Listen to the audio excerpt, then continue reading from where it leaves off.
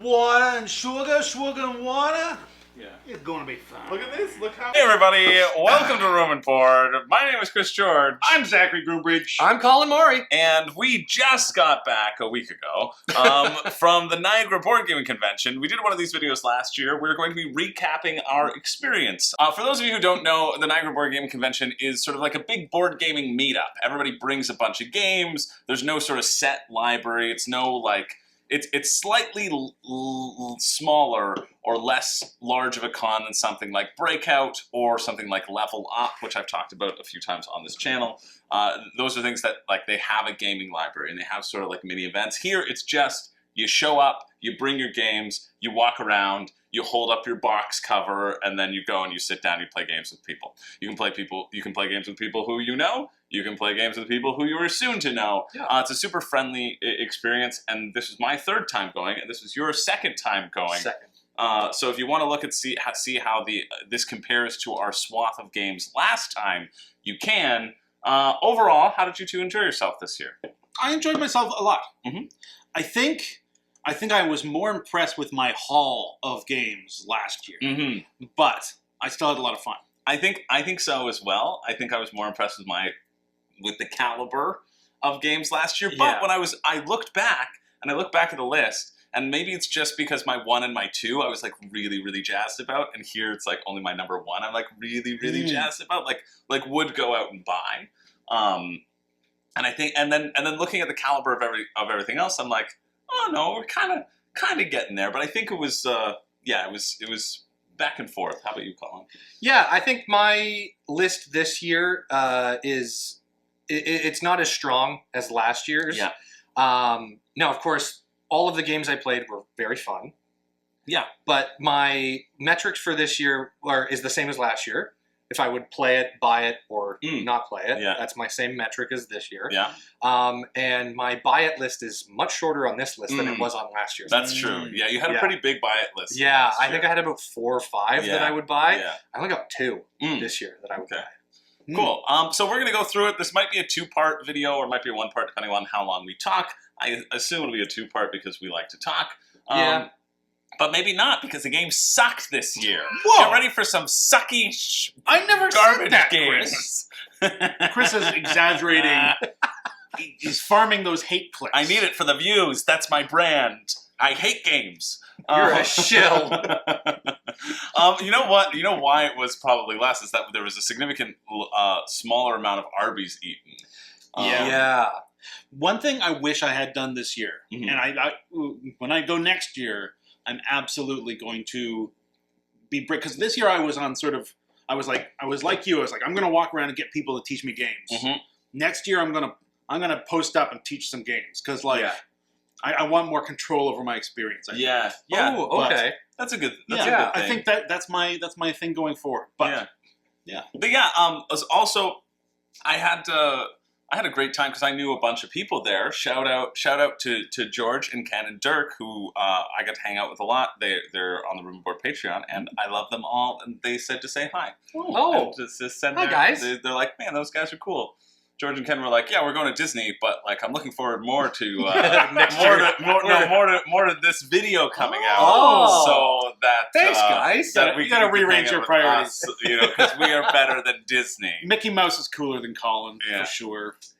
Mickey Mouse is cooler than me? Yeah. I don't think Mickey Mouse is cooler than you. I would think say you are Goofy. Definitively cooler. Goofy is definitely cooler than me. Yeah.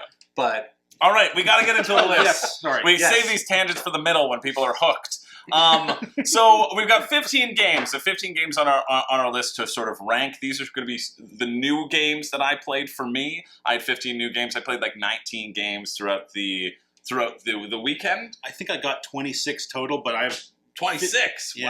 Wow. but 15 that I've never played. Okay, so 15, and we're going to talk about those as like honorable mentions, maybe throughout the list as they come up. Like, I could slot that in here, but likely at the end of the list as like, hey, here's a recap of things. And then you have 13. I got 13, yeah, because I missed out on a few hours on the third day because I was a little under the weather. Yeah. A little under the weather. Cool. All right, so let's get into the list. Zach, do you want to start us off? Sure. I will slide up my piece of paper so as not to reveal my own information to myself. Waffle Townships. Waffle Townships, also known, I believe, as Do Waffle Time. Waffle time. Do either of you have Waffle Time on your list? Yeah. Yes. Okay, do we want to wait till later in the No, list? you when talk comes? about it. Yeah, talk about waffle time. Waffle Time was a game I've never played before. We played it on the last day. It's sort of like a quick and easy, you sort of draft items from a pool, you put them on your waffle, you score points at the end for the shapes that you have made with the stuff on your waffle. Yeah, syrup. You want to put syrup on everything. If you don't put syrup on it, it doesn't count. Now, it's a light, easy, breezy game. It frustrated me so much.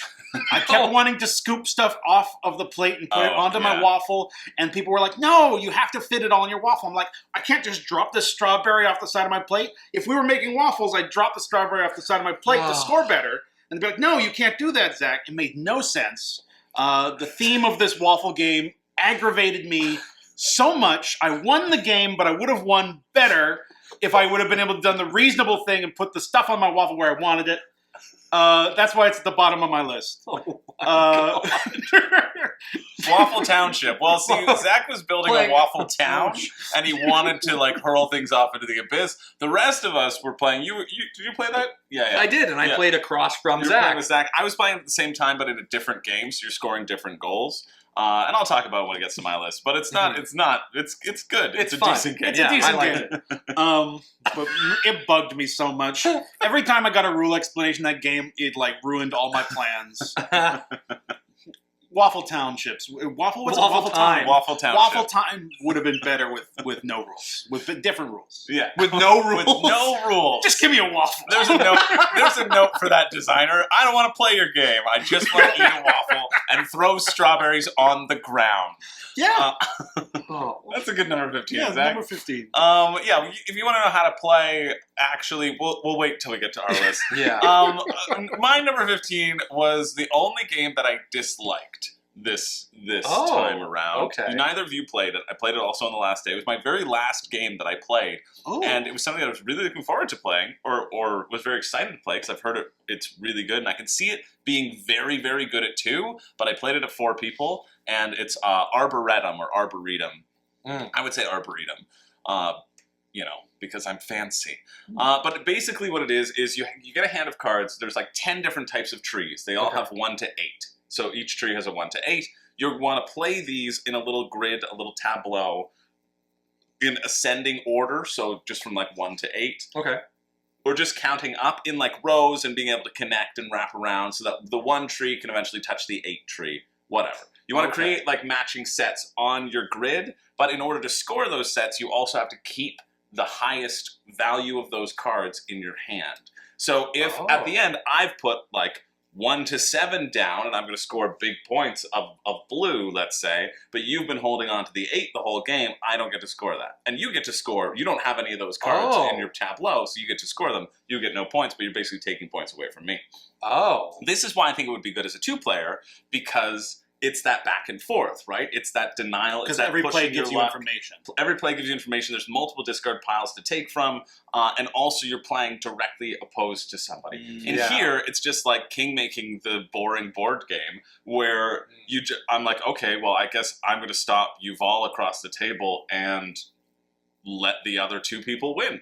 Like, that's how it felt. It felt kind of like random luck, the board game, too, because it went by pretty quickly. There wasn't enough time to, like, hope to draw. Like Lost Cities. I don't know if either of you have played Lost Cities. It's a card game by Uwe Rosenberg. There's that flow. It's a flow of like, if I don't have the cards, you have the cards and can potentially score them, right? So I may not need this card, but I need to hold on to it so that you don't score it, and I'm limited by my hand limit, right? So I can only hold on to so much, and therefore it becomes a little bit of a back and forth of, hey, do I hold on to this, or do I let it go and hold on to other things that are more important? And here, you're doing that, but if you're playing in 4 people, like, why even bother? Because basically you're just pushing somebody down at your own detriment, and helping the other 2 people win, right? So I feel like it loses a significant amount in a 4-player. Like, I would never play it at 4. I would never play it at 3. I think it would be very interesting at 2. At the end of the game, Yuval and I were like, I think this game would be really good at 2 players, and that's it. But we played at 4, and it was just like truly awful in terms of, I'm like, oh, well, Wolfity doo, congratulations, you won because you had all the 8s.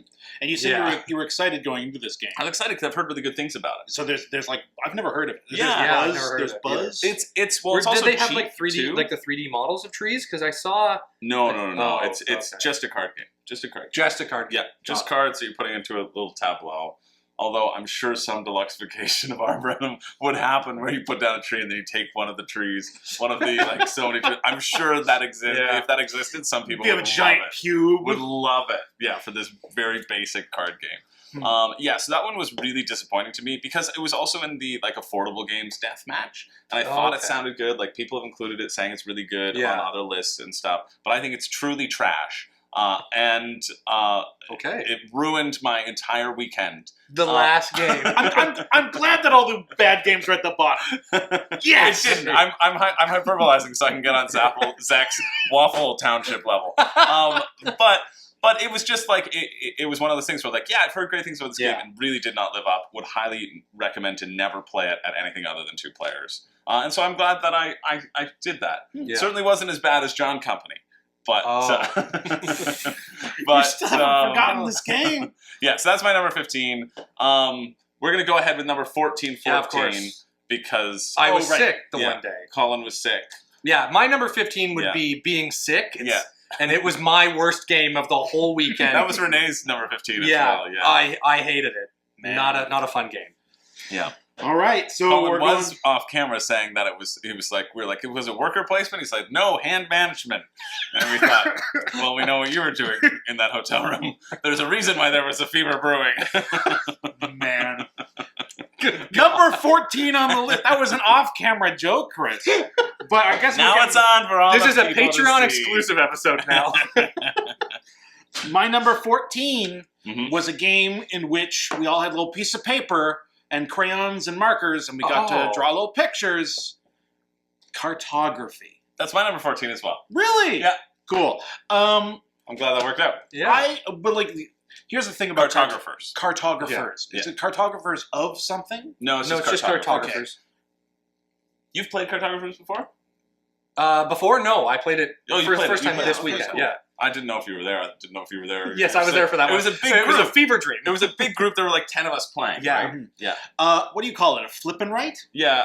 Flip and right. Right, Yeah. flip and right. Basically, everyone has a little grid in front of them, and cards are flipped over telling us what kinds of shapes in what colors we can draw on our grid, and then we could score different shapes and combinations and things like that, depending on what season it was. Mhm. I think it's potentially interesting. I'm never super into roll and rights or flip and rights or Yeah. any of the rights games. You just don't like people having rights in general. No. It's something I know about you. Any game where it says, hey, you get to draw stuff, but you have to draw it in a grid, and I want to you give me a piece of paper and some crayons, I just want to doodle. You just want to. I just want to doodle. I'll doodle for 45 minutes. Give me a theme and I'll doodle. So you just want to do cartography or I was cartographers, drawing- but with no rules. I was drawing little scarecrows in my fields. I was drawing again, little, the no rules version would be better. The no rules would be better. It wasn't doing a whole lot for me, cartography. And something else about cartographers, is in that game, monsters are supposed to pop up, Oh yeah. which give you negative points. Yeah. And you can add heroes to your little diagram, which fight the monsters. So you want to. So let's say you get to put a little spearman who's attacking the square next to him. That's where you want to put the monster to kill the monster to stop you from losing points. Yeah, protects it against because the other player around the table gets to draw a monster and really screw up with your grid. Yeah. And so you can save spots that you're hoping for other pieces to come up down the And line. that sounds interesting. And I was like, oh, that does sound interesting. Maybe that'll be a reason I like this game. We never drew a monster in that entire game. There's another thing that happens in that game where you draw ruins that you have to add to your thing, and that can give you points or mess up your grid. We never drew a ruin card. No. So what could have been maybe an interesting little interplay game system there turned into let's color boxes for 35 minutes, and I didn't get to draw pictures in the boxes, so Cartographers was just okay. I agree. I played Cartographers before, but I had never played with the Heroes expansion because I've only just played with monsters being there. I was like, great, this will be great to fight the monsters. The monsters never came up. And I also think it was down really low because it kind of was decided on the first move of the game. The game Yes. really came down to that because you had a choice to make it either yellow or green, and green was scoring in the way the scoring works is you score certain things every round or twice in a game, right? And so I think the first objective was, hey, in every column on your grid, you want an equal number of blue and yellow squares. Yeah. And so the first card came up, and you could put a blue or yellow square on, or blue or yellow shape, blue or green, blue or green, yellow or green, and yellow or only one player in the game decided to put two. Yeah, only two players decided to put blue squares, and no card after that point gave anyone blue squares. Yellow. So yellow. Oh, was it yellow? Yeah, yellow was the only yellow. Yeah.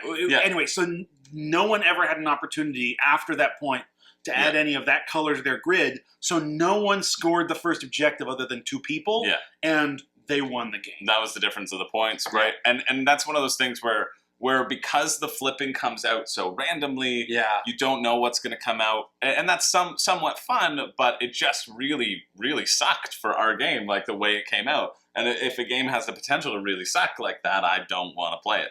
Also, the most exciting part is you have this grid, but at the top of the grid, there's a little blank coat of arms that you can then color in and fill in. It's not the most exciting part. That was the most exciting for me. And so here I was like, great. I'm waiting for everyone to decide what things, they're flipping over cards. I'm going to make the most beautiful coat of arms on this piece of paper. And the person across the table from me reaches over with a crayon and just scribbles all over my coat of arms. Look at what you've done. Ruined the game for me for life. Yeah. And I hope you're listening, Yuval, and I hope you regret your actions. I fixed it in the end. I could erase it. Yeah. I got there. It looked pretty cool at the end. Yeah, that's also my number 14, as well, for the reasons that we talked about. Guess what, Colin? What's that? You get to start us off with number 13. Oh, I get to start us off with number 13. Okay, perfect. My number 13 was a party game called Fun Facts. I thought that it was just mediocre. Fine. It was just fine. It's nice to play. I assume the game would be a lot more interesting to play with people that you are constantly around and know more about. That way you can get into like intricacies of where you're placing your little thing. So you get this little plastic arrow with a dry erase marker you can write your answers on, and then you place it in the table. Everybody goes around placing, oh, do I think I like this thing more or less than the person who placed ahead of me? Playing it with a group of people that I know but don't know intimately, or like not intimately. Sorry, like I don't know them. Like weren't spending time with you in your fever, in my hand management game, in your hotel room, my own hand management game. But I think the game would be a lot more fun playing it with people that you play games with on a regular basis, and you know. In life, and you know intimately. So like I knew Chris and Zach's answers a lot of the time. Yeah. But like playing with people that I only see at the board game convention was fun, but just not as in depth as I would have liked. And it was a fun party game for what it was, but I definitely wouldn't go out of my way to play that game. I think the saving grace of this game was that we played it on the first night. And we played it with a group of people that we ended up playing a bunch of more games with later throughout the con. Yeah. So there were some people that I'd not met before that were part of sort of our friend group there. Yeah. And it was kind of nice to have a little bit of an icebreaker. But I mostly agree with everything you said there, Colin. Yeah. Cool. And so Fun Facts is my number 13. Number 13. And bottom of the barrel. Bottom of the barrel, would not buy. Would not buy. Would not buy. And you don't have any other honorable mentions too. No, yours 13, unfortunately 13. mine is 13 because, like I said, my hand management game in my hotel room alone for a few hours was took up a lot of that. Took up a lot of time, I guess. Takes a lot of time. All right, Zach, go for 13. Number 13, Unmatched Mersus the MoffMam. Is that the name of the game? I think it's called Unmatched Tales to Amaze, but Unmatched Mersus the Mothman is much better, and it will be rebranded soon. The second edition is coming out, and you weren't supposed to spoil that. It's a bit of an insider thing that we weren't supposed to tell you. But yeah, Unmatched Mersus the Mothman is what we want. So Unmatched is sort of a 1v1, two-player sort of head-to-head battle game, right? Okay. Where you have... I think it started out, it was a bunch of like free characters, so like Frankenstein and Sherlock Holmes and whatever. But I think they got like a Marvel license, so there's a bunch of like... They've got a ton of licenses. There are probably like 40 characters. Yeah, now. there's lots of them. Like, and so that's, you get a character, it has some special rules associated with it. You get a deck of cards, you draw those cards, and you play them to move around the board and to attack each other. Okay. I think it looks like a kind of neat 1v1 little card battler with miniature moving around aspects. Unmatched versus the MoffMam is the co-op expansion to that game that includes sort of a boss that everyone fights together. The whole time I was playing it, I was thinking to myself, this probably would be more fun head-to-head. Just as head-to-head. Excuse me. A lot of the mechanics and things that were going on, I kept going like, oh, I see how this could be very cool if I was fighting someone right now. Yeah. And then like the automa of this Mothman that we were fighting just sort of happened, and it was kind of uninteresting. In order to be a valuable or a worthwhile challenge to 4 players, the Mothman needs a ton of health, and it has all these minions running around that can do a bunch of stuff, and they all have a ton of health. It's really hard to feel like you're accomplishing everything because everyone's beating up on the Mothman turn after turn. No individual card play feels like it swings the game a whole lot. You can move around on this pretty big, interesting little grid thing, but almost inevitably the baddie's going to walk across the map and stand right next to you. So you're like, is there really any interest in this moving around game? Not really. I was just the whole time I was like, I want to play this against someone, right? Not the Mothman. Who were your characters? This was the best part. I was Muldoon from Jurassic Park, the clever girl guy. Okay. And so I had a bunch of workmen, like the workmen from Engine, and I could send them around the board, and they would set up traps for me so I could try to, I guess, hunt the Velociraptor, but instead it was the Mothman. Yeah. And if anything walked onto a trap, they would get stuck there. And then Muldoon had a like a big rifle, like a shotgun, and if I didn't move and I waited by a trap, I could shotgun something in the face for a ton of damage. Yeah. But a lot of those mechanics didn't really, like, I wasn't setting up traps and catching the Mothman. It was just sort of attacking the whole board. Yeah. And so I was like, this could be really cool. I could feel like there's a version of this game where I trap someone in a corner with traps and they can't move, and then they are forced to do something, and I blast them in the face and I win the game. But that kind of exciting stuff that I see as a potential in the game didn't happen. Yeah, I know a lot of people really love the Unmatched system. I've only played it once. Like, I did a demo of it at Origins way back in 2022, and it was Luke Cage versus Bullseye. And Bullseye was all about, like, jumping around and like, extending the distance and, like, sniping people out. And Luke Cage was just, like, he just couldn't be hurt. But it was also, like, he's sort of, like, lumbering. It was supposed to, like, lumber after Bullseye. Except when I played it, I had a card that was like, oh, teleport to where Bullseye is and just beat the crap out of him. And so I was like, all right. So I just teleported and Bullseye was like, I can't get away. And I was just like, boom, boom, boom. And then I won. So I think, like, it's hard when you have so many, like, different systems that are supposed to intermingle. Right. Because, like, inevitably you'll hit those combinations that, like, don't work and are less fun. Right. I mean, another player in the game was playing Sherlock Holmes. And Sherlock Holmes has Watson with them, and Watson has a little pistol, but he's super weak, so he can, like, run around the board plinking at people, and Sherlock Holmes gets into fist fights all the time and is, like, unbeatable in a fist fight, but he's got to protect Watson. And so Watson's running around trying to shoot while Sherlock Holmes is trying to get in your way, and I'm like, I want to trap Sherlock Holmes in a little trap and have him watch me as I walk over and shotgun Watson in the face. I want to play that game, but that's not going to happen because we were fighting the Mothman. Yeah, but I know the other people who played. Who did you play that with? Did you play that with? I played that with Reed and some other people whose names have slipped my mind. Not Dirk or George or Ken, because I know they played it too. Because I know I first walked in and George, Ken, and Dirk and Reed had all found each other, and we're all like, and I was like, that's great, because I'd been talking to them before about, like, bringing Unmatched. I was like, oh, Reed wants to bring Unmatched because I know he has it and he has a bunch of stuff for it. And It was exciting. I got to, when he pulled out Muldoon, I was like, I want to play that. Yeah. Took it out. The deck was still in its plastic. I got to pull it out. I felt so special. Nice. Oh, nice. Anyway. Yeah, but there are set characters for the actual Tales to Amaze as well, which I wonder might have been a better experience or not. I don't know. I don't know either. But I think those are valid criticisms, and I can see them 100%, like in terms of that translation. For me, number 13 is a game neither of you played. It was called Trekking Through History.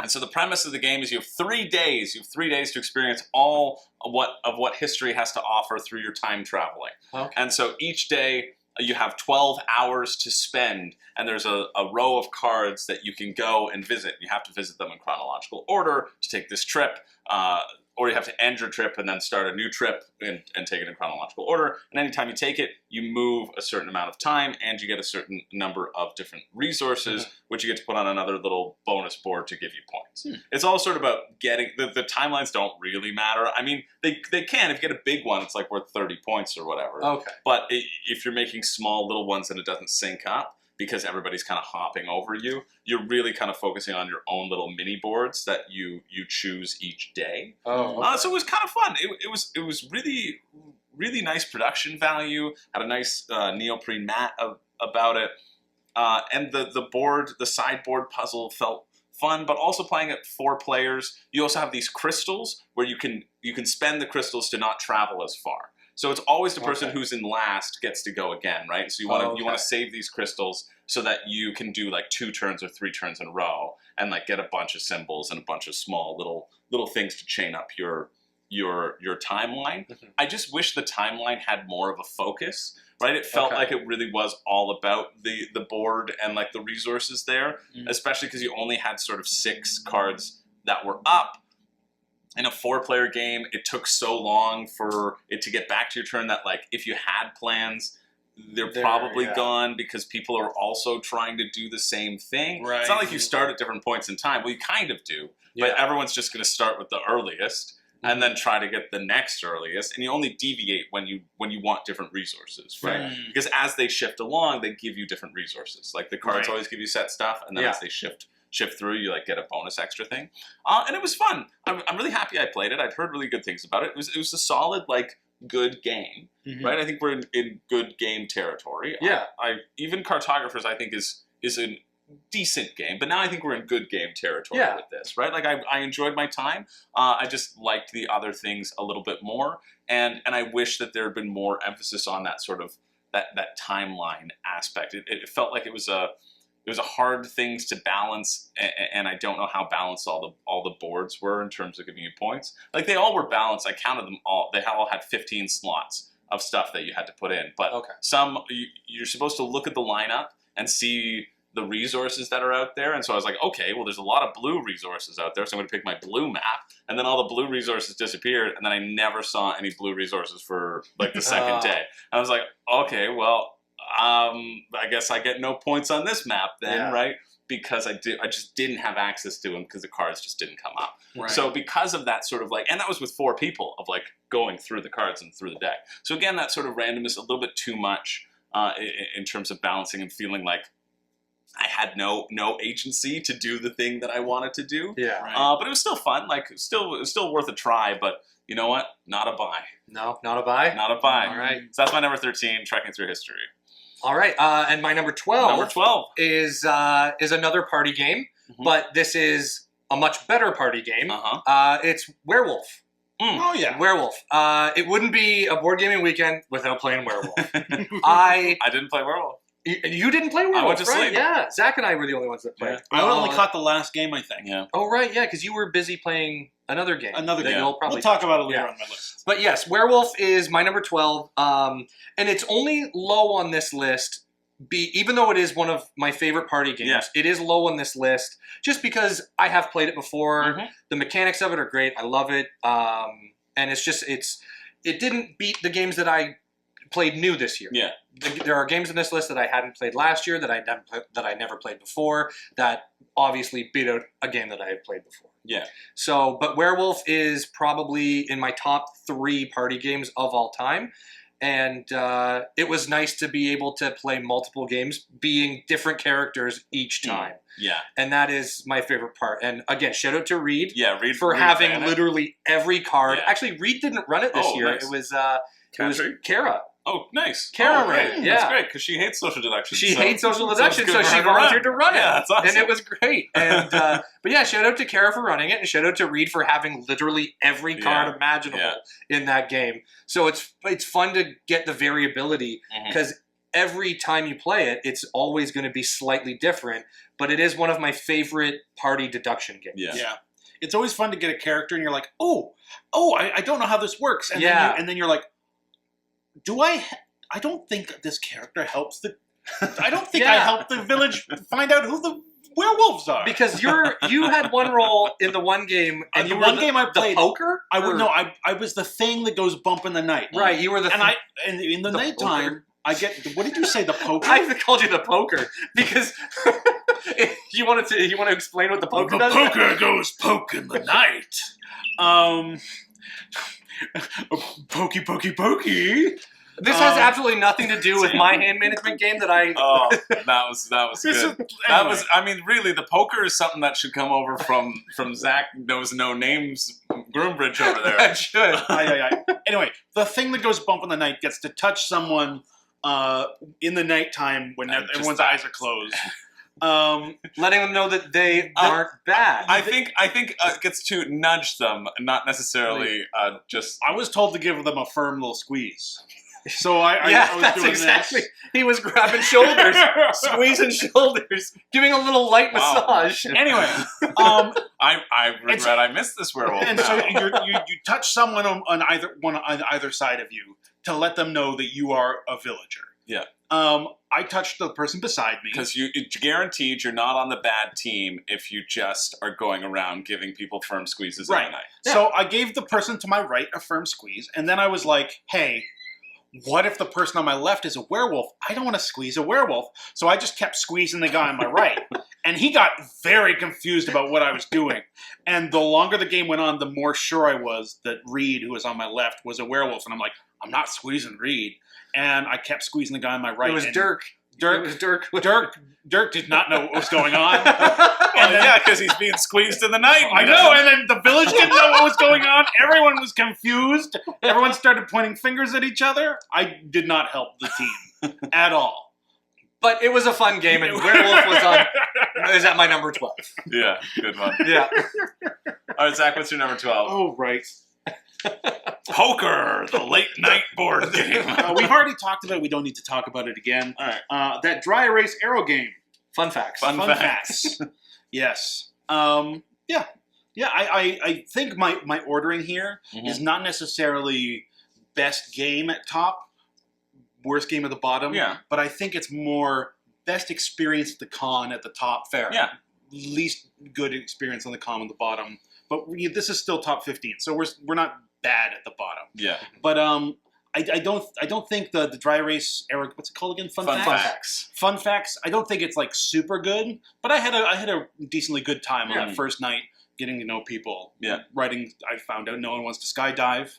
We all found out Colin eats too much meat. We all knew Colin eats too much meat. Cue the Arby's. Just put the hat on top of me. Yeah. I have the meats. Yeah. I had a good time playing that game. Yeah, Colin is the meats that Arby's is talking about. We got the meats. It's just Colin. It's just me. Hey. Nice. Okay, so that's your number 12 for fun facts. What was my number 12? That's a good question. My number 12 was Waffle Township. Waffle Time is a good game. Let me explain actually how it works. Okay. You're going to get 8 rounds, and you're going to choose a combination. There's a 3x3 grid of ingredients, and you're going to choose sort of a pair of those ingredients. Those ingredients are locked together and must go together on your waffle, and you're trying to create different orientations of fruit. So in our game, we had to create a tea of blackberries, and if you created a tea of blackberries, they got syrup on them. And you're doing this in order to be able to score those fruits, because you don't get to score anything that doesn't have syrup on it.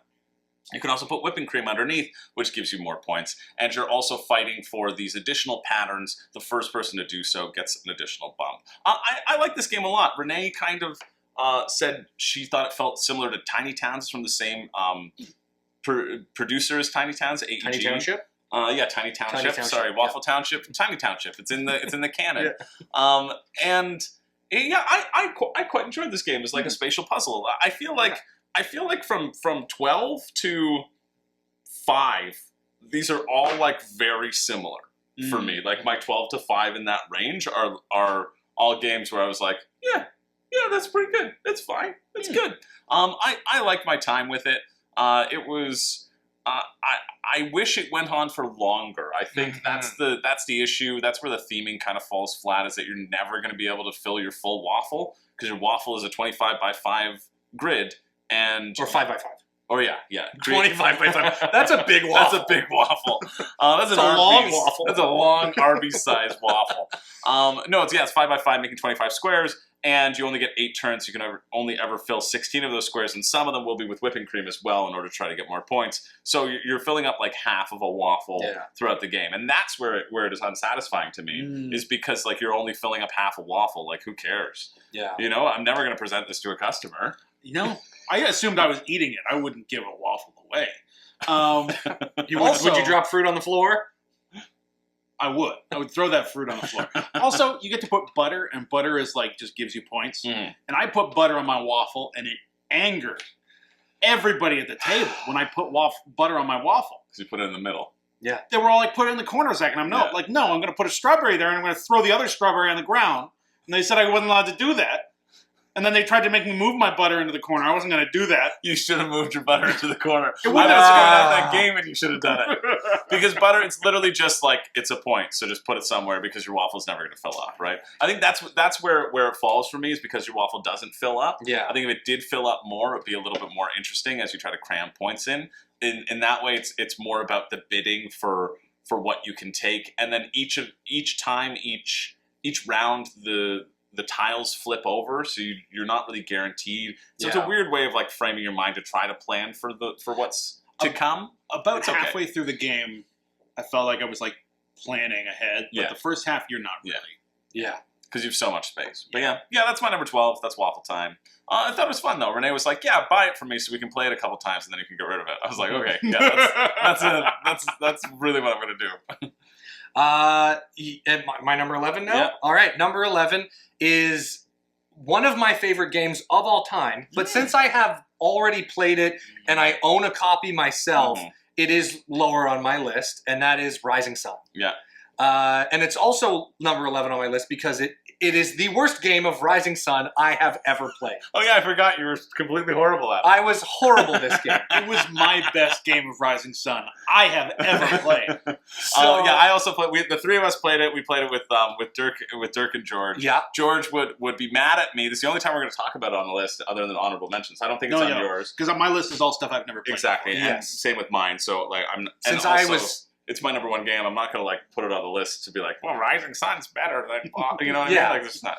Well, I had to keep up with their list since I was busy with my own hand management game. Yeah, that's true. So I do have to shout out that George desperately wanted everybody to know that he paid Zach a coin to break his alliance with me and an ally with someone else. Yeah, and I did break that. Yeah, I didn't ally with Chris. George did fantastic that game. And I just want to let George know that that's what I do for my allies, because George and I allied the whole game. I'm cutting this. And I'm dubbing over it. And actually, I've changed my tune. I wanted to say publicly that I hate George. I hate George so much. He's the worst. Yeah, you, George. Ugh. George. Wow, I can't believe you would say those things about George. That is awful. Clearly, you shouldn't have allied with him. George is a dear. You can't say that. He's a very lovely person, and you should not have said those things. Anyway, sorry. This slander will not stand. But yes, Rising Sun is my number 11. Yeah. I love the game. It honestly doesn't not matter to me how well I do in that game, because I love the mechanics and the theme of the game so much that I will play that game just out of the sheer love for it. And of course I want to do well, but at the end of the day, if I don't do well, it does not soil my opinion of the game, or it does not soil my experience of the game either. Yeah. It is such a well-rounded and well-built game. I have nothing bad to say about this game ever. Yeah, It is like one of my favorite games. We should point out that you were sitting at 0 points for almost the entire Round game. 1 and round 2, I did not have any points or any War Province tokens. or any War Province tokens. Yeah. 3rd season, I ended up with 4, and then I stole them. and then I ended at 4 War Province tokens. 4 points, and then I stole them throughout the. No, the that was season. sorry. End of season 2, I had 4 points, and you stole them throughout season 3. But I ended the game with 35 points and 4 War Province tokens. Yeah, So I had a great third season, third season. but my first and second were utter garbage. I feel like I've played a Rising Sun a bunch with you, and it's never really ranked super highly for me. Yeah, you don't like it that much. I don't like it that much. Yeah. This game, I don't know whether it's just because I lucked out or because I started to see how it works. I enjoyed it more than I expected to enjoy. Really? Wow. A lot. Well, I also makes me did really better happy. than I've ever. You checked your stats, Yeah, right? Yeah. I scored better than I've ever scored in Rising Sun, and I enjoyed my time with it better than I've ever. Because I feel like I'm usually more like you performed in that game, sitting at the bottom for the entire time. Yeah. I feel like that's me usually when we play Rising Sun. For the first time, I think I get Okay. what makes that game fun. Yeah. Cool. And it was fun. Cool. fun. Yeah. That makes me really excited about it. I should also say too that George, I asked George, Dirk, and Ken all near the end. I'm like, what was your favorite? And George said Rising Sun as well as one of his favorites. George. So, Main man George. so which is great because I just want people to enjoy it as well. And I'll say what Dirk's was when you get to it because it's on your list as well. It was one of the games that you played. Oh, okay. Yeah. All right, Zach, what's your number 11? My number 11, Forbidden Stars. Forbidden Stars was interesting. I think the game itself, I want to play that game again. I want to sit down with a group of people. I want to play that game. I want to dig into it. I think it's potentially super awesome.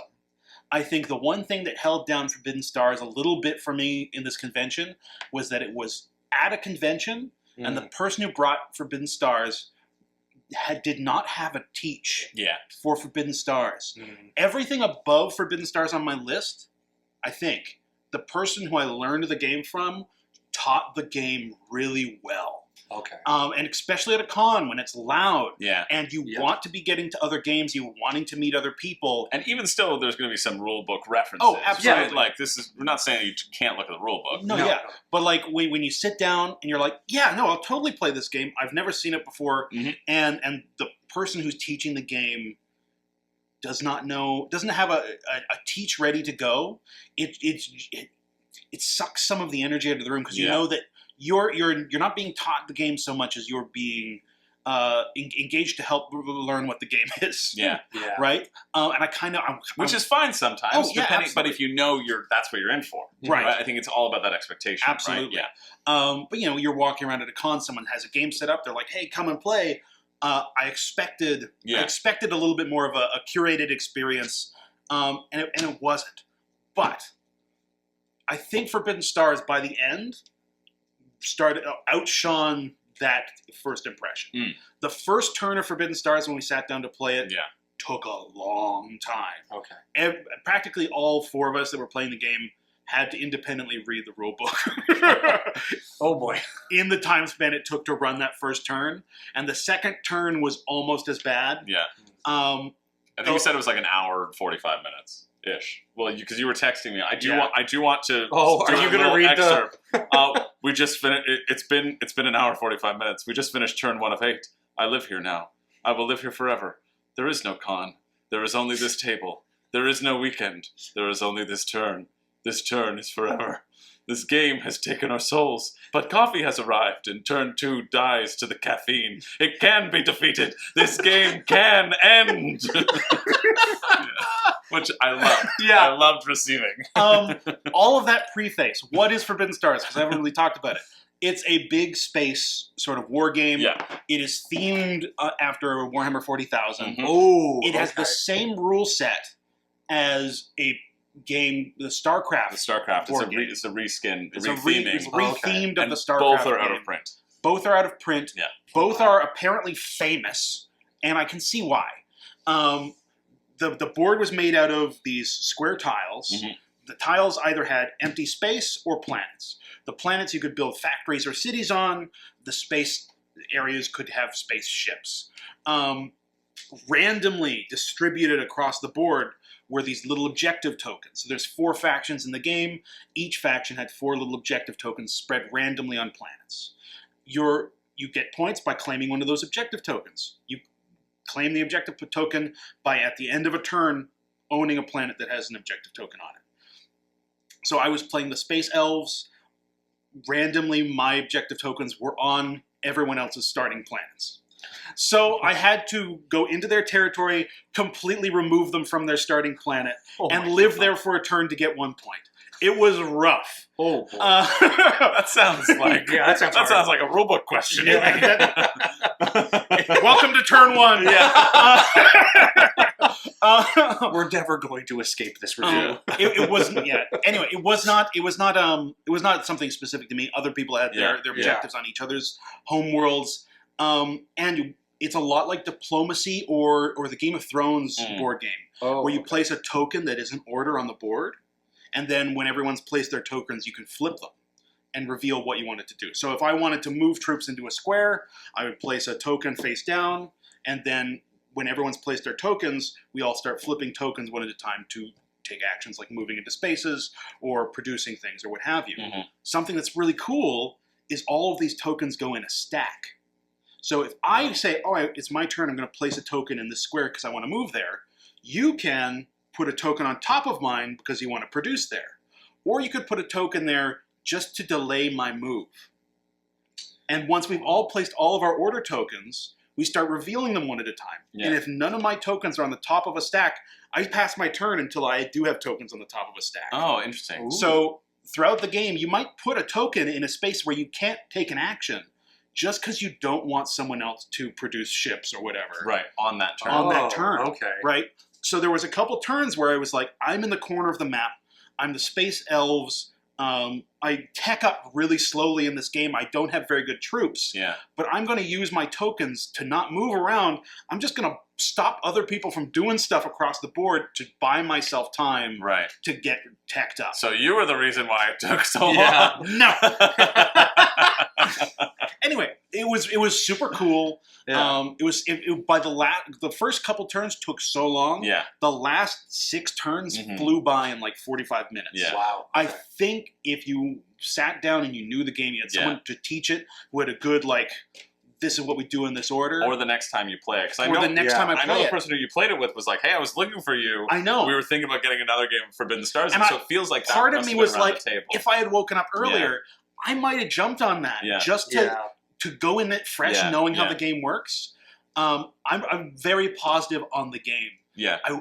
Because the last, I think you bang out a game in like an hour and a half, 2 hours. Well, yeah. If everyone knew what the game was. Yeah. And that's very exciting for me. For Yeah. a big space, chunky, epic epic thing, very impressive. thing. Nice. Yeah. So that's your number 11. That's my Forbidden number 11. Stars. Forbidden Stars. And you got the name right. Yeah. Pretty good. I'm not going to get the name. I had to look at the rulebook a bunch of times, Chris. That's why. The box was sitting across from me for enough time to sink into my soul, my heart. My number 11 is a game that I played with Zach. It is a 2-player trick-taking game called Sail. This is from All Play.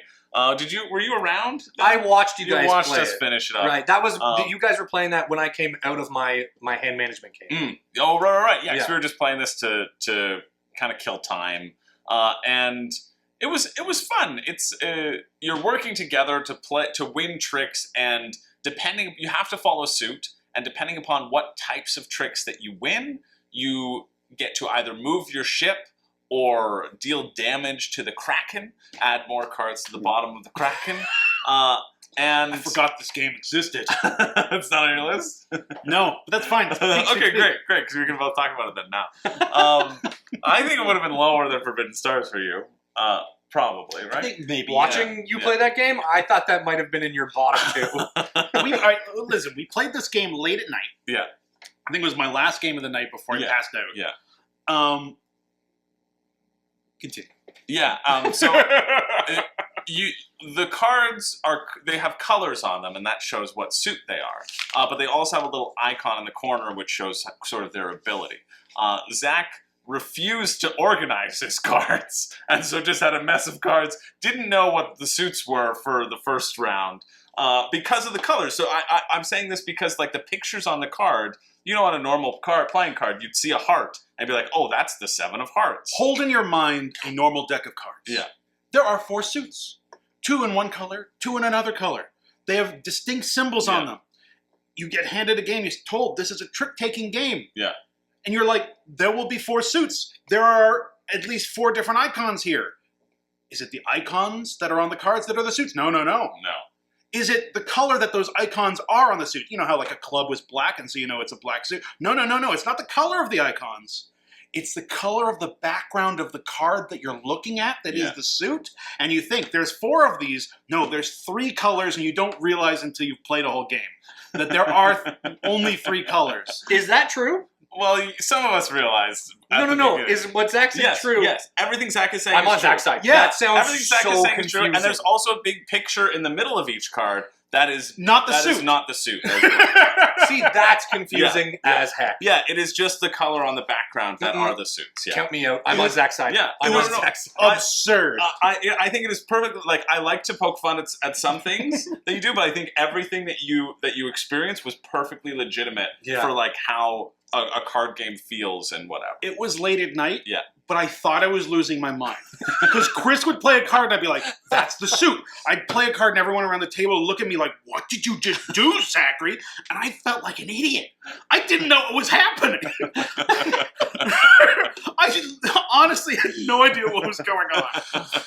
Yeah, so we went through this. We played 2 games of it, and it's fun. Like there's a fun back and forth, but it feels a little bit like the Grizzled to me in terms of you're trying to commit cards. There's a timer on the game. That's how you lose, is by this one deck being empty. And it empties if you take damage, or just empties at the end of your turn, right? And there's a set amount of cards that you have to put back into it. And so it feels like, okay, I've really just got to stuff cards back into this thing so that we have the time to move slowly along and navigate throughout the path. Yeah. But you also only have a certain amount of rounds to get through this path. And if I win a trick, the boat moves towards me. And if Zach wins a trick, it moves towards Zach. And so it's going along this sort of crisscross grid, moving forward in a diagonal pattern. So ideally it would be like, I win, you win, I win, you win, for it to go like just along the path. It was fun, but I was expecting a lot more excitement from it and better things from it. I don't think I would really pick it up. Honestly, this maybe should be below Waffle Time. Now that I'm thinking about it, If this was on my list, it'd be at the bottom. Yeah. It was just okay, and I was expecting it to be better. But that's It's very pretty. But you've all and Kara really like it. Like that, you've all played it at PAX and was like, yeah, I'm buying this because it's like my favorite thing that I tried. So like he really enjoyed it. I like it. I like limited communication trick taking games. Yeah. Like the Crew and whatever.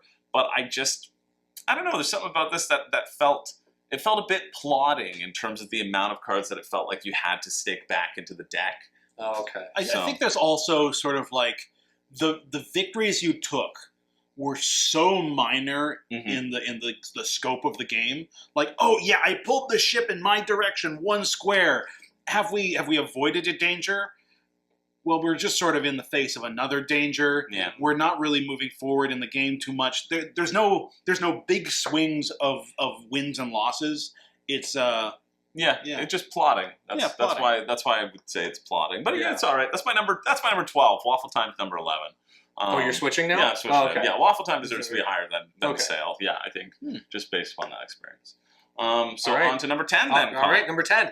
My number 10 is another social deduction kind of party game called Hollywood. Oh, I didn't play this one, but I wanted to. Yeah, it's very akin to Secret Hitler. You're given a role card. You're either a diplomat or a communist. And you are also then given the role of somebody in a movie production. So you're either the director, the producer, the director of photography, the actress. And each one of those roles has a special ability for the cards that are in the middle. And so you're allowed to then deal out certain things if you have a specific role. Like I was the grip, I think, for one of the roles, and that allowed me to switch icons on one of the movies that were out there. And so movies are dealt out, and they have a little icon in the bottom. They're either neutral, diplomat, or communist-leaning movies. Mhm. And so, and there's one other role. It's called the Rising Star. And so, if you're a diplomat, you want to have more diplomatic-leaning movies. If you're a communist, you want to have more communist-leaning movies. Yeah. And if you're the Rising Star, you want to have an even split between diplomat and communist movies At the end of the game. at the end of the So game. you want 3 capitalist movies and 3 communist movies. Yes. Right? Because you're playing as if it was like McCarthy Hollywood, right? Yeah. And so as you go, you're committing either communist cards or diplomat cards if you roll the die with the star icon on it, and the star icon means that you are then committed to that movie. Yeah, so each round, every player around the table has a little die. If the star is facing up, then that player is going to be contributing cards to the test, basically. And if the die does not have a star facing up, then they're not contributing cards to the test, right? Yeah. So you want to try to roll people's dice. Like if I thought you were communist and I was capitalist, I'd want to roll your dice so that you're not contributing cards to this test, so that I can contribute cards and make it into a capitalist movie. Yeah. And so you could have a coin that you flip. I don't know why it was a dice. It was a D8. It was a D8. It was a D8 With 4 and with 4? four stars, and 4 4 blank blanks. sides. Don't know why it needed to be a D8. I think it was just so that you could reach over and roll each other's dice. Because if you Could were have been a flipping D6. coin, Could have been a coin. I don't know. Yeah. It was it was an odd choice from a design Yeah. standpoint. But Should have been a D20. That's what I have to say about it. But each round you then commit certain cards, and if there's more communist cards, that movie is then communist. And then there's, I think, 7 movies that get put out throughout the entire game. And then at the end of the game, whatever more leaning side movies there are, Is the side that team wins, either communist, capitalist, or if there's an even split, or there's not an even split, sorry, if there's 4 to 3, like if it's within 1, the Rising Star wins. Right, so the Rising Star wants 3 capitalist movies, 3 communist movies, and 1 movie that tied communist and capitalist. That would be a votes. neutral film. So it's really hard to pull off. Yeah. It was an interesting game. It was an interesting game. It's one that I would, if somebody pulled it out, I would definitely play it again. Mm-hmm. It's not a buy for me, but I would definitely, like if somebody's like, hey, did you want to play Hollywood? Yeah, I'm there. But just because it's social deduction, I feel. And I because you really like enjoy deduction. social deduction The games. one thing about this game, it's next on my list as well. So Okay. I'll just talk now. It's But number 10? it's number 10. Oh, Okay, so yeah, it's yeah, both yeah. are number 10. Yeah, Okay, both great. are number 10s. But I think the one thing about it being a social deduction game that I didn't quite like is you have a roll and you're doing a roll thing. You're rolling each other's dice. You're contributing cards to a test. You can change each other's rolls. You're trying to finagle all these cards. The social deduction part sort of didn't happen. Yeah, Right? I agree with there that. was a lot less social and a lot more who contributed to this test, you must be a communist. Right. Yeah. Right?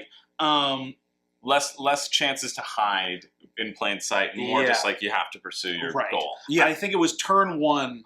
I hadn't done it. I picked up a card and I put it to contribute to the test, and the 3 people across the table from me were like, "You're communist." And I was like,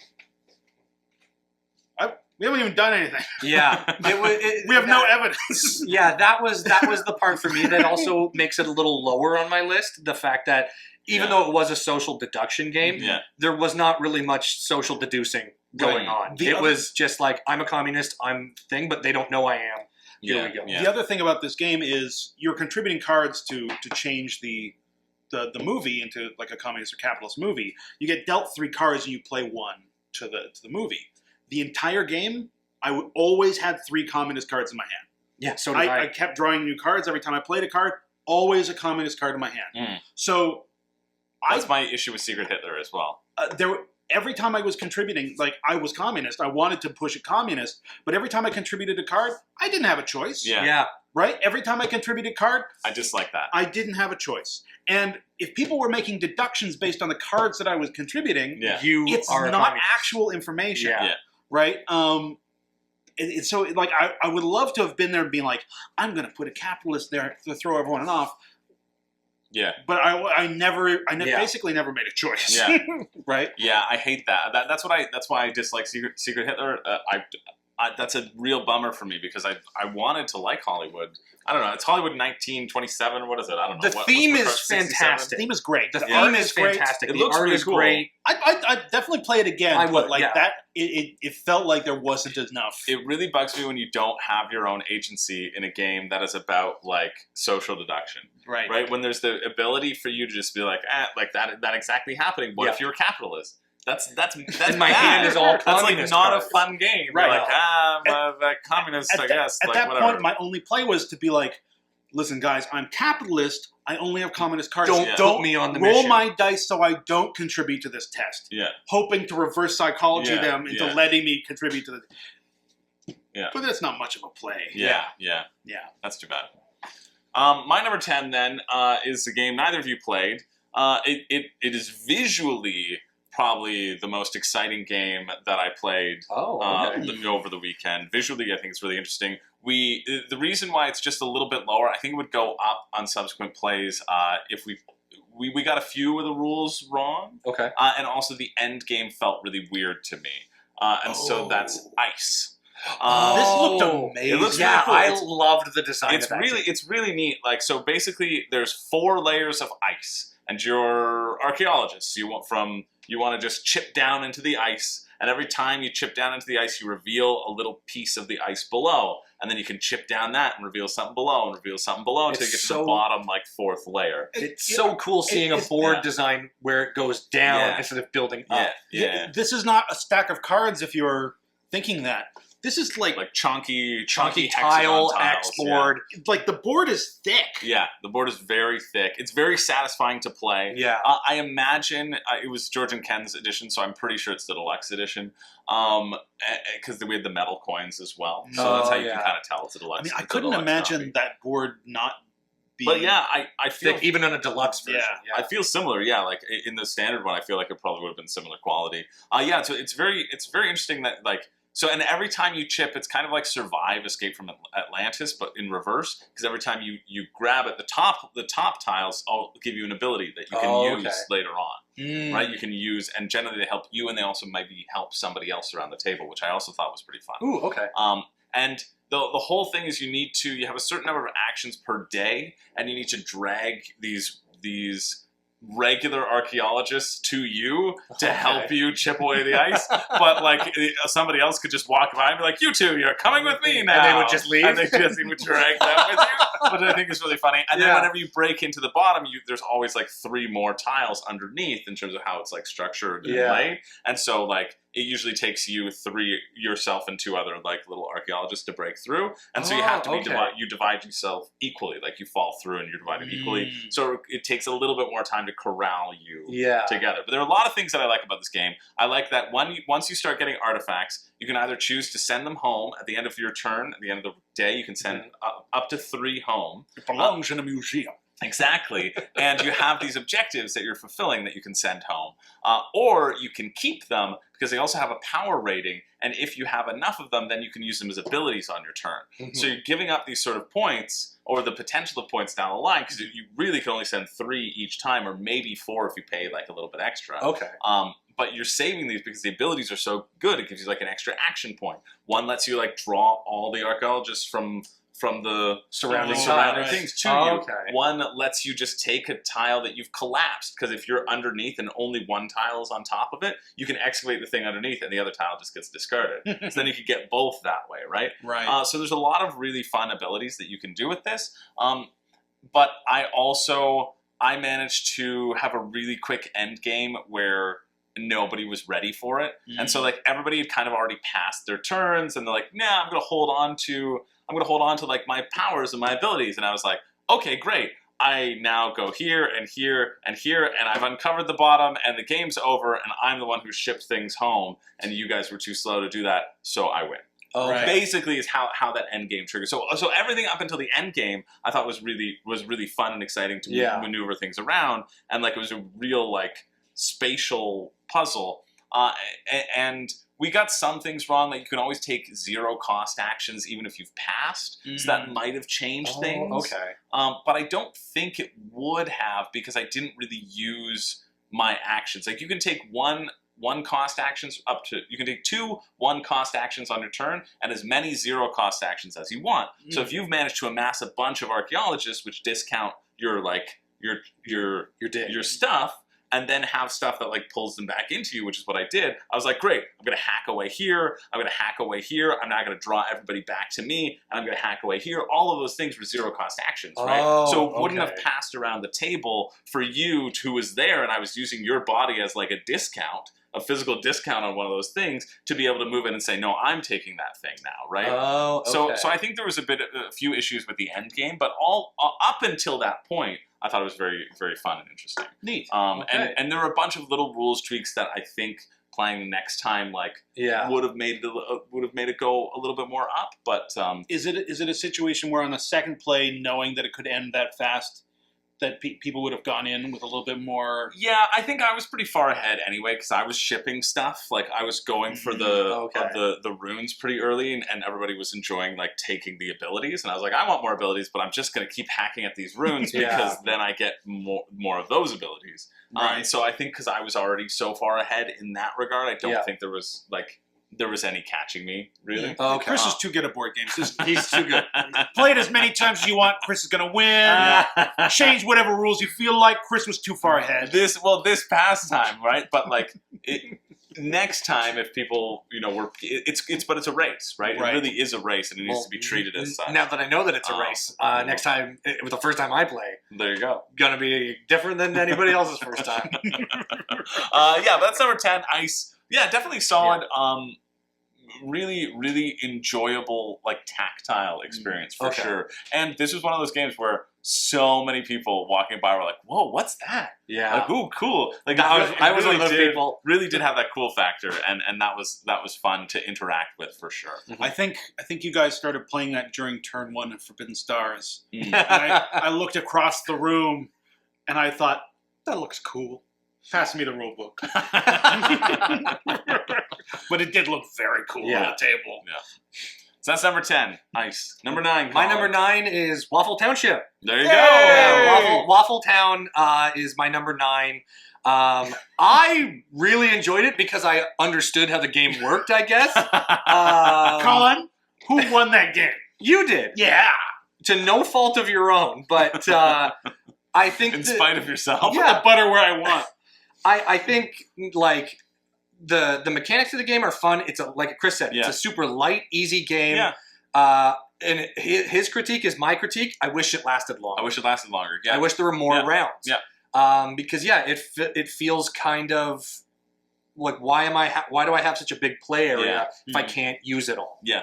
So your starting board has starting dollops of whipped cream on it. Yeah, you won't use 2 or 3 of those because of where you have to place your other ones to hit your goals of the cards that are laid up there. Yeah. So I think, if it lasted longer or it went until you filled up your waffle or at least most of your waffle, it would be a more enjoyable game. Yeah. But for what it is, I think it is a very good light filler game in my opinion. Yeah. And if somebody said, "Hey, did you want to play Waffle Time?" Yeah, I'm there. Yeah. So, the mechanics have been explained by these two. I feel like we're pretty aligned in terms of where. I think for what it is definitely a very fun, enjoyable game if you know how the mechanics and the rules work. You know what? You should have a big cardboard piece of bacon that you can put on top of your waffle, just for fun. Yeah. Yeah. Fill up all that extra space. Yeah. But I think the main point is when you grab 2 of your ingredients, they have to go beside each other on the board. Yeah. You can't put one ingredient in one tile and then one ingredient up Which on the I top. like. I like that too because that brings in a little more strategy of that. You should be able Zach to knock one leaving piece. an open corner on his waffle. And he gets a pat of butter, which can go by itself, should have gone in that singular corner. It wouldn't have completed the row. It wouldn't have completed the row. You built yourself into a corner that you couldn't complete. That was your fault. But there was enough space left that you can build yourself into those corners. So maybe that's why there's the extra space. If I had gotten... Because in the middle of so you have a little grid of ingredients to take. I've opened up a can of worms. The middle ingredient is a little dollop of syrup that doesn't have to go in your waffle. It goes in your jar. And so if I had grabbed that dollop of Yes. syrup plus a strawberry. That is the only way that could have worked, but the way that the turn, so the way that the could've turn gone there. order, Zach, went, it was impossible. I understand. Really? Because when you said grab your butter and you said, we told you it was never going to happen in the last 4 turns. No, you make a good point. You do make a good point. He wanted to make sure that we talked about that rule on this video. And fair. You did it. And you did. You did it. And you should be able to throw the strawberries off your wall. No. But yes, waffle time is my number 9. Yeah. Yes, I think it's great. Waffle 9. I think it's fun for what it is. Yeah, it's cute, fun. Yeah, cute, fun filler game. What's your 9, Zach? Number 9, Santa's Workshop. Oh, I like that. I wanted to see what you wrote, what you called Hollywood. Hollywood, McCarthy is back. Yeah. But this one, you got a Santa's Workshop. I know. Right on. I'll remember this game. This game is the greatest game on the planet. Wow. No, that's why it's number 9. Not actually. I enjoyed this game a lot. Yeah. I really enjoyed it because I found the true strategy, the true Santa's Workshop strategy. In Santa's Workshop, everyone's working together to make all the presents for all those good little girls and boys. But it's not co-op. You want the most points. Right. Yes, you're right. You're right. You hate the other elves. You want to shame them and their legacy. You want to be Santa's special boy. Yes, you do. So you collect all these recipes for different toys like bicycles or what have you. And all of those toys require different resources to go onto them. You collect those resources from the board. You put them onto the card to make the toy. You cash in the toy for points. At certain points, Santa comes and he checks the assembly line, and if any elves are slacking, he gets very angry. And if you've produced enough toys... I missed that part. Oh, he was rueful every time he saw me. Anyway, there's certain points where you want to have a bunch of toys made so that Santa likes you and he gives you extra points. Yeah. And if you haven't made toys, you can decorate a Christmas tree to get extra points. Yeah. And if you are having trouble getting the resources to make toys, you can go and seduce the reindeers, and you can get set collection bonuses for collecting all the reindeers in your trophy case. Did we seduce them? I mean, he was very excited every time he picked up a reindeer. Wes? He did love his reindeers. But none of these strategies were the strategy that I chose. That's true. You see, every time you go to a resource collection area, you get one of those resources, or I forget how 2, many. or 3, or 4, or 5, depending when in line you go there. The next worker that goes into that spot gets one more. Gets one more resource than the first person who went there, and so on and so forth. But every additional worker causes the workers that were there before to earn 1 point. Yeah. And so I realized this is a system for making points. So I sent my first worker to go and make cloth. Well, in addition, every resource that you get has to go on toys that you already have the blueprints for, if you right? don't, like the plans. Yes, but if you don't have the plans... Or room, like you need metal and you're collecting cloth, for example. Right. So I went to go produce cloth. I had nothing to...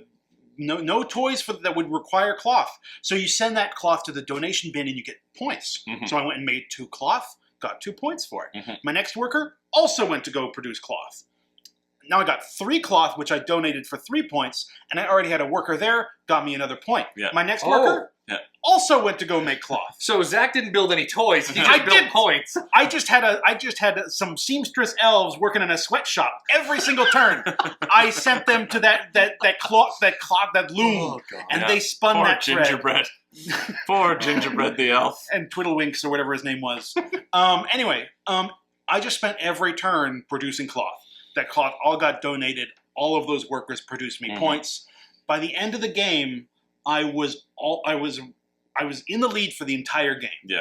By the end of the game, I think I was 3rd out of 4 people. I think you were 5th out of 5. I was 5th out of 5. But it was close. But it was close. It was so very close. It was close between like 5, 4, and 3 for sure. Right. Yeah.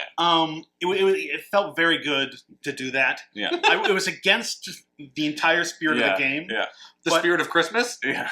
But it was also fun because I was overproducing cloth. So everybody who needed cloth could just go to this one space and get as much cloth as they wanted. Right. So me knowing Zach, and I could see this, I saw this idea brew into Zach's mind. I was like, great. Going to the toy factory, taking everything that needs cloth. Fantastic. Then Zach just dumped it all in there, and I was like, perfect. I'll take all the cloth that I need with one action.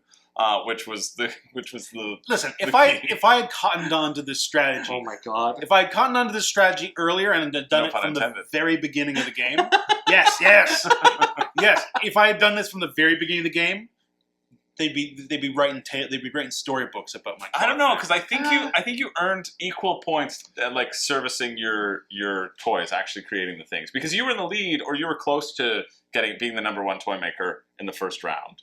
But I think it was a lot of people were a 3-way tie for second or something. I don't know. Yeah. It was like 7 points a round or turn. Yeah, It felt good. Anyway, yeah. for that reason, for that experience, I Yeah. put Santa's Workshop where it is. Number 9. That's pretty good. My number 9 was, I forget if I played this with either of you. I don't know if I did. For Sale. Did you play For Sale with us? No. Yeah, I didn't play with you. For Sale was my first time ever playing For Sale. For Sale is a very older game. It's a very simple bidding game. It's sort of a 2-round bidding game. You're going to first bid upon money, or you're going to bid upon properties. You have a certain amount of coins that you can bid on properties, and if Colin bids 1, I have to bid 2, and Zach bids 3, and then Colin passes, and then I have to pay my 2 for the next one. Whatever you've bid, when you pass, you pay that thing. So you can potentially get things for free, but you're going to be getting the lowest value properties. And that matters because then you're going to use these property cards. Oh, we did play For Sale. Did we play together? We did play together. Is that on my list? Then whatever you use... No, it is not. Well, there you go. I did play For Sale. There you go. It gets in. Whatever you use then for your properties, you use to bid on money amounts, which get brought up randomly at the end. I thought this was a very slick, easy bidding game. I never played it before. I was like, you know what? This is a really nice, solid filler game. I quite enjoyed my time with it. It was fun. Yeah. I love bidding games. There was a nice flow. It was a nice idea of okay, I know I have number 26. There's 27, 28, 29, 30 that are out there. There's only 2 good numbers to bid on. So do I risk the 26 bidding, hoping that the other people are going to save it for later, right? Because you all commit to it, and then you reveal it. And so because of that, I really like that reasoning of okay, I'm going to take this risk. Ah, shoot, And it didn't pay off. And it didn't pay off, or when it did pay off, it felt really good. So when it has those moments, having those moments feels really, really fun. So I quite enjoyed it. Yeah, it was fun. Yeah. I liked it too. Yeah. Where would it fall on your list, Colin? Where do you think? Just it would probably fall in. Actually, probably right around now. Right around now. Yeah. So new I number would. 9. Yeah, I would say probably new number 9. Well, no, because this would be my number 8. Oh, coming up. Yeah. New number 8. Nice. So then, I would say. Oh, actually, no, it would go higher. It would be my 7. So Nice. I'll say it's my 7, and then. Well, we'll still keep on your regular numbers. We can't. You can't when you get to 7, Fair, you're doing 6, then you'll be 1 off, right? But I'm just curious about. But so my number 8 would be Cartographers. I liked it for It's the good. simplicity. Yeah. It was very quick and easy. My gripes are the same as Zach and Chris with the Heroes expansion in there. It was interesting. It didn't matter though because there were absolutely 0 monsters drawn. Yeah. That's what I didn't like about the flip and the randomness of it. If you had shuffled the cards and then maybe slotted in a monster every 4 or 3 or whatever cards, and then that way you knew there was a monster coming up, or this was just very odd that they didn't come up, right? I think you could see the deck. It was just there was just so odd. many cards in the deck by the end. Yeah. And the fact that no monsters had popped up, it was very strange. It was very weird, but it just happened. I really did enjoy the thinking about it. But it all fell down, that gameplay, that game, all fell down to the first choice. And I didn't make the right choice. Yeah, it really did. It really fell down to that. So, again, and that comes down to the randomness of the cards that are drawn. So only 4 opportunities to make points, and one of them, only one person scored. There was no way to come back. But for what it was, the game itself, the gameplay, I really enjoyed it. And it was nice that we could all play at 10 people. Yeah, 10 people. It is your own solo game, right? It's you and you interact with your neighbors for the monsters, but that's it. Yeah. But I really liked it. Quick, easy, simple. Loved it. I would definitely play it again. Yeah. But it's not a buy. Not a buy. Cool. My number 7? 8. My number 8 slides up the page over this way. What is this? What is it? It says can't score my fish. What is that? I don't know if I played that with you. Let's come back to me. I'll cross-reference my chart. Oh, okay. We'll go to your number 8 after this. Yeah. Just keep going. I'll figure it out. Can't score my fish. I don't know what this is. Okay, I'll tell you about my number 8 while we're talking about it. I don't think it's this one. Oh, no. Never mind. Never mind. I have it again. This is Colin's game. We played it in his hotel room. Pacific Ocean. Oh! Yeah. Can't score my fish. Yep. Nice. Do you want to talk about Did you want to talk about Yeah, Pacific sure. Ocean? It's just a cute little. I think it only goes to 2 players, right? 18 No, card it game. goes to, it's a solo 2-player and 3-player variant. Neat. It's a quick little game. You get dealt fish.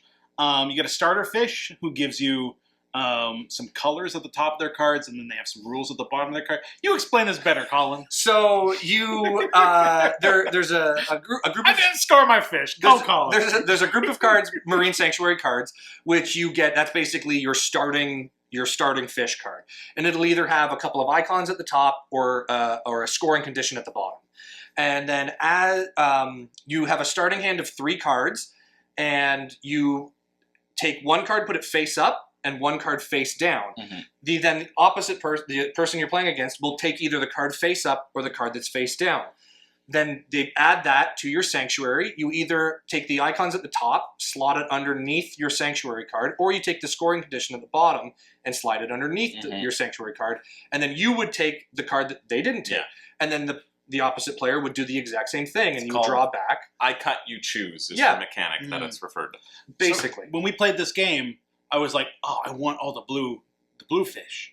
And so I kept putting all the blue fish at the top of my thing, not realizing that I was going to need a scoring condition that would score blue fish at the end. And so by the end of the first game, I had 0 points, but lots of blues.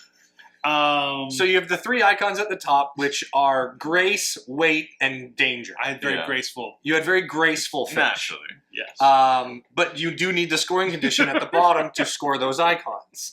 So Yeah. it is a good game of where you're trying to figure out, okay, so I want these icons, but I need a scoring condition for those. So, and at the end of the game, you should have 6 cards in your sanctuary, including your starting sanctuary card. Mhm. And then you go through and you score your points based on that. And it's a quick little filler game, and it's super fun. The artwork's fantastic, and it was the first game I'd ever backed on Kickstarter. Yeah.